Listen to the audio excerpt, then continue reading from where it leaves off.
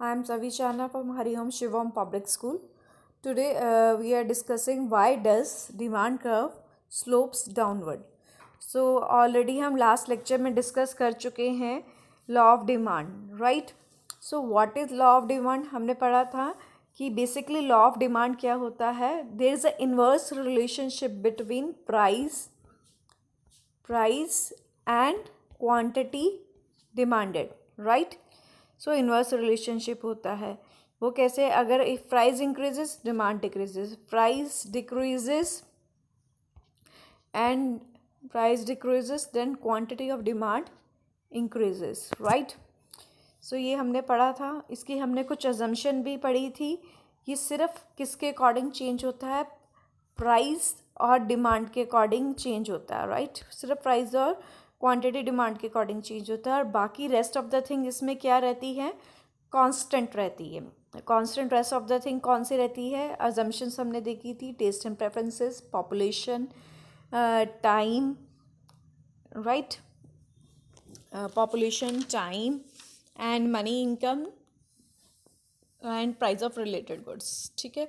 और हमने ये भी पढ़ा था कि एक शेड्यूल देखा था जिसमें हमने स्टडी किया था 10, 15, 20 का. अगर हम शेड्यूल ले रहे हैं, डिमांड क्या है? 10 पे 80 है, 15 रुपीज़ जब प्राइस बढ़ा तो 50 होगी, 15 से फ़र्दर प्राइस बढ़ा 20 हुआ तो डिमांड क्या होगी? 10 होगी. इसमें हमने देखा था डिमांड कब हमारा नीचे की ओर जा रहा है. सो अब रीज़न अराइज होता है कि ये डिमांड कर्व नीचे की ओर क्यों जाता है? Why demand curve slopes downward? ये डाउनवर्ड क्यों है? सो इसके कुछ रीजंस है behind that.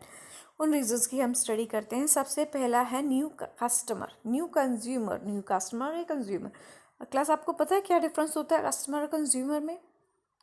Let me explain you. Customer वो होता है जो चीज़ें मार्केट से परचेज करता है और कंज्यूमर वो होता है जो उस चीज़ को कंज्यूम करता है. जैसे सपोज एज अ वाइफ मैं अपने हस्बैंड के लिए शेविंग ब्लेड लेने जा रही हूँ तो मैं कस्टमर नहीं हूँ.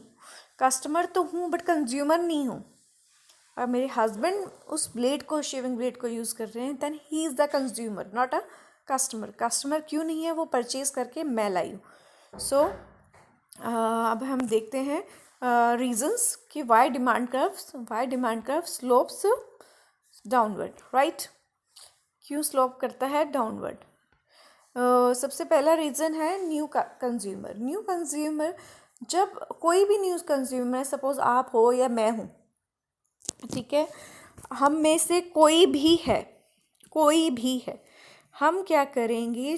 कब चीज़ मार्केट में परचेज करते हैं? जब हमें चीज़, वही सेम चीज़, सपोज दैट मुझे दो सेलर है मार्केट में, ए और बी. एक 10 रुपये की दे रहा है, दूसरा 9 रुपये की दे रहा है, तो मैं किस पे जाऊंगी? ऑफ कोर्स मेरा कोई ए 10 रुपये की जो दे रहा है वो मेरा रिश्तेदार नहीं लगता. मैंने उससे भी पैसे देख लेने, बी से भी मैंने पैसे देख लेनी है, same thing. So new consumer क्या होता है? सेम थिंग जिसे जहाँ लेस प्राइस में मिलती है तो वो वहाँ से ले लेता है. सो इसीलिए price decreases, demand increases. So demand curve slopes downward. First reason. Second, income effect.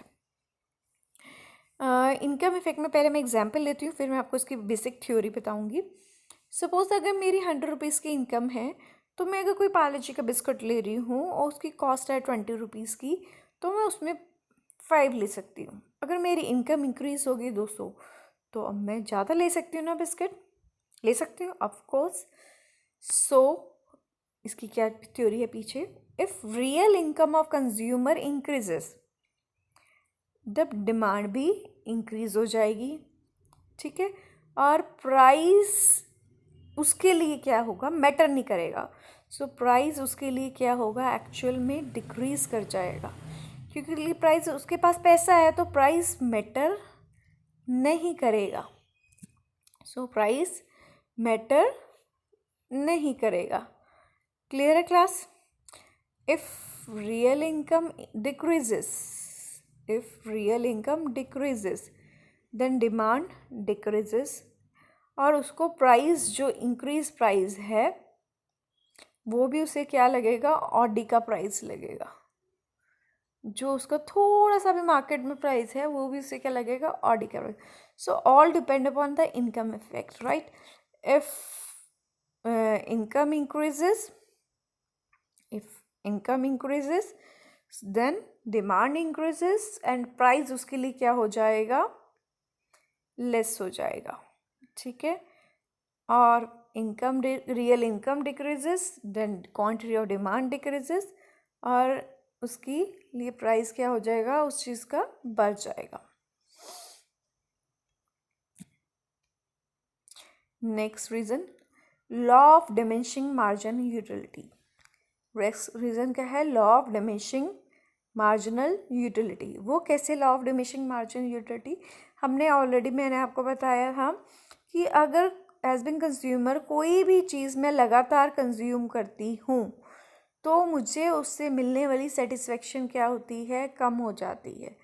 आज मुझे इतनी सेटिस्फेक्शन है, कल मुझे इतनी होगी, फिर परसों इतनी, फिर इतनी, फिर इतनी, धीरे धीरे क्या होगी, वो कम होती चली जाएगी। So that is law of diminishing.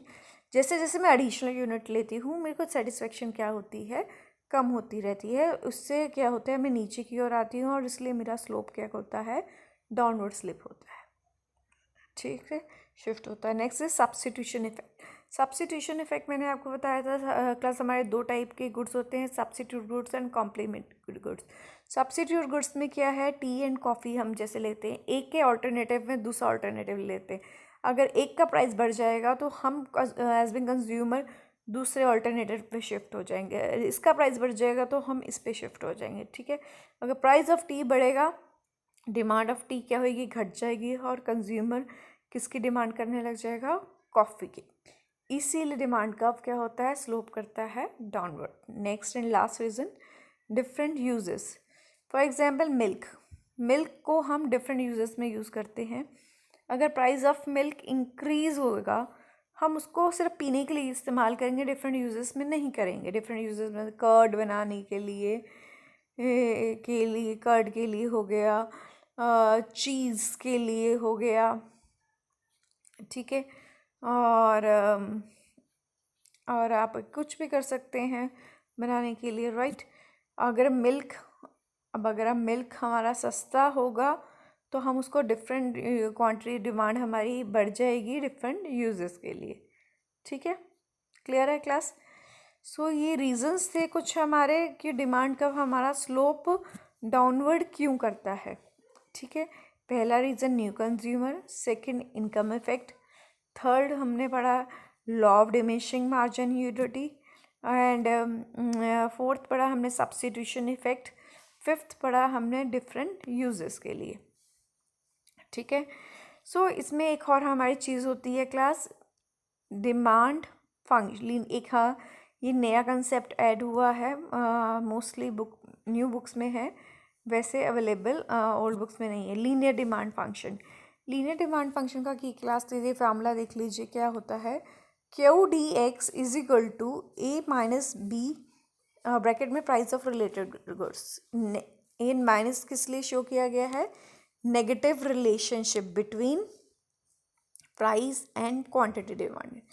क्या है, negative relationship between price and quantity demand, ठीक है। क्यू डी एक्स क्या है, quantity demand for X goods. A क्या है, demand for X good when price is 0, ठीक है।